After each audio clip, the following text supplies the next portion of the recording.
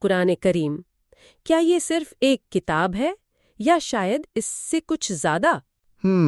آج ہم اسی پہ بات کریں گے، اس کی زبان، اس کا انداز، ساخت اور یہ ہم تک کیسے پہنچا، ان پہلوؤں پر تھوڑی گہرائی میں جائیں گے۔ جی بالکل، اور یہ جاننا اہم ہے کیونکہ یہ پہلو ہمیں قرآن کے پیغام اور اس کی اصل نوعیت سمجھنے میں مدد دیتے ہیں۔ صحیح۔ یہ صرف آپ کہہ لیں کاغذ پر لکھی تحریر نہیں ہے، یہ ایک زندہ چیز ہے۔ اچھا، تو زبان سے شروع کرتے ہیں۔ یہ عربی مبین کیا ہے؟ سنا ہے یہ کوئی خاص قسم کی عربی تھی؟ ہاں، وہ دراصل حجاز کے جو بدو تھے نا، ان کی زبان تھی۔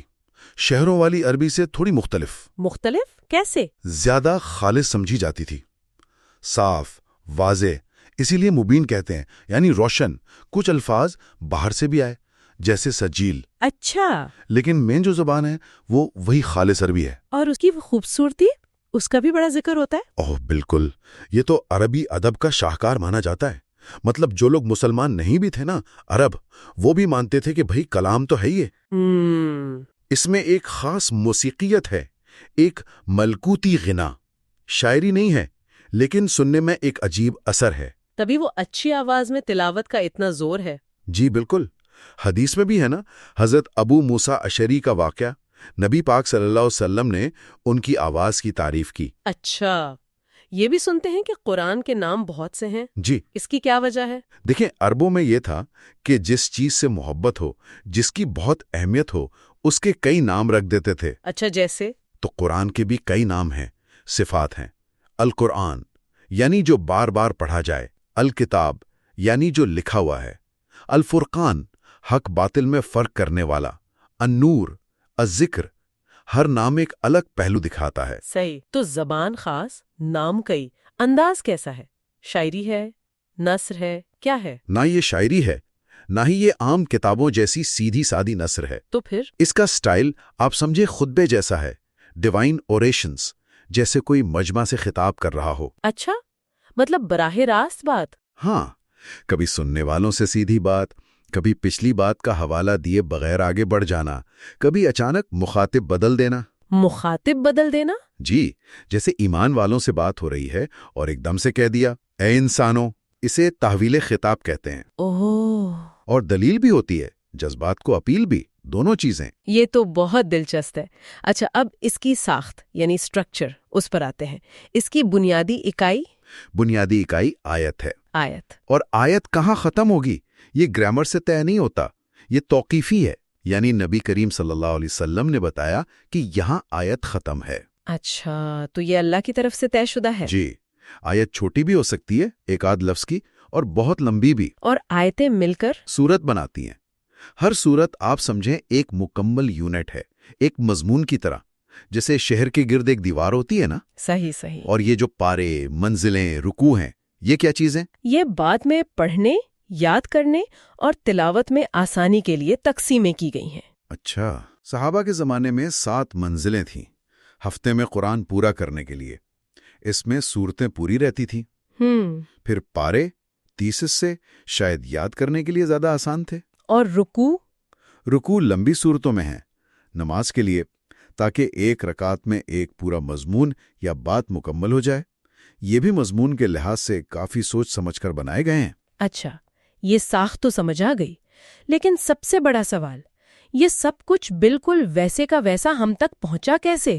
اس کو جمع کیسے کیا گیا؟ جی، یہ بہت اہم سوال ہے۔ اس کے آپ کہہ لیں 3 بڑے مراحل تھے۔ پہلا کون سا تھا؟ پہلا تو نبی کریم صلی اللہ علیہ وآلہ وسلم کا اپنا دور۔ اس وقت قرآن مکمل طور پر آپ صلی اللہ علیہ وآلہ وسلم اور صحابہ کو یاد تھا، اور لکھا بھی جاتا تھا، ہڈیوں پر، پتوں پر، چمڑے پر۔ لیکن کتاب کی شکل میں نہیں تھا؟ نہیں، ایک جلد میں 2 گتوں کے بیچ میں ویسے نہیں تھا، لیکن ترتیب وہی ہے جو آج ہے۔ نماز میں اسی ترتیب سے پڑھا جاتا تھا، اور یہ ترتیب بھی اللہ کے حکم سے تھی۔ ٹھیک، پھر دوسرا مرحلہ؟ شہید ہو گئے۔ اوہ! تو حضرت عمر رضی اللہ تعالیٰ عنہ کو فکر ہوئی۔ انہوں نے حضرت ابو بکر کو مشورہ دیا کہ بھائی قرآن کو ایک جگہ جمع کر لینا چاہیے۔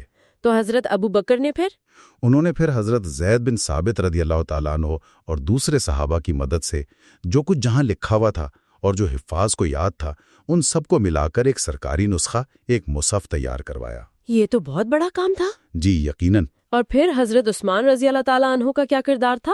انہیں جامع القرآن بھی کہتے ہیں لوگ۔ دیکھیں، حضرت عثمان اصل میں جامع الامہ علی رسم واحد ہیں، مطلب امت کو ایک رسم الخط پر جمع کرنے والے۔ اچھا، وہ کیسے؟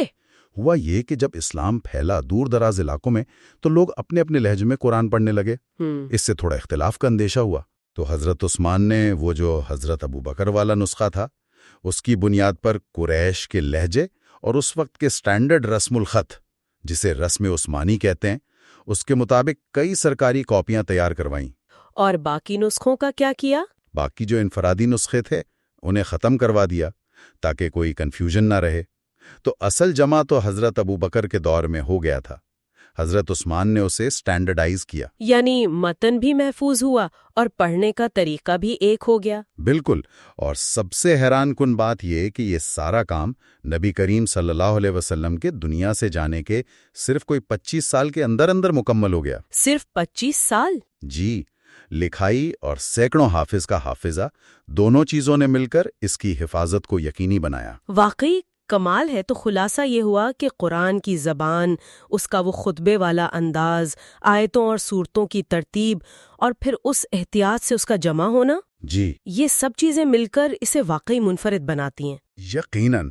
اور آخر میں ایک بات سوچنے کے لیے چھوڑے جاتا ہوں، یہ جو قرآن کی سورتوں کی موجودہ ترتیب ہے، جو ہم نے کہا توقیفی ہے، جی، اور خاص طور پر کچھ صورتیں جوڑوں کی شکل میں ہیں، جیسے سورہ بقرہ اور آل عمران، یا بالکل آخر میں سورہ فلق اور ناس، کیا یہ صرف ایک اتفاق ہے یا اس ترتیب میں، ان جوڑوں میں کوئی گہرا ربط، کوئی معنی چھپے ہیں جن پر ہم مزید غور کریں تو کچھ نیا سمجھ آئے؟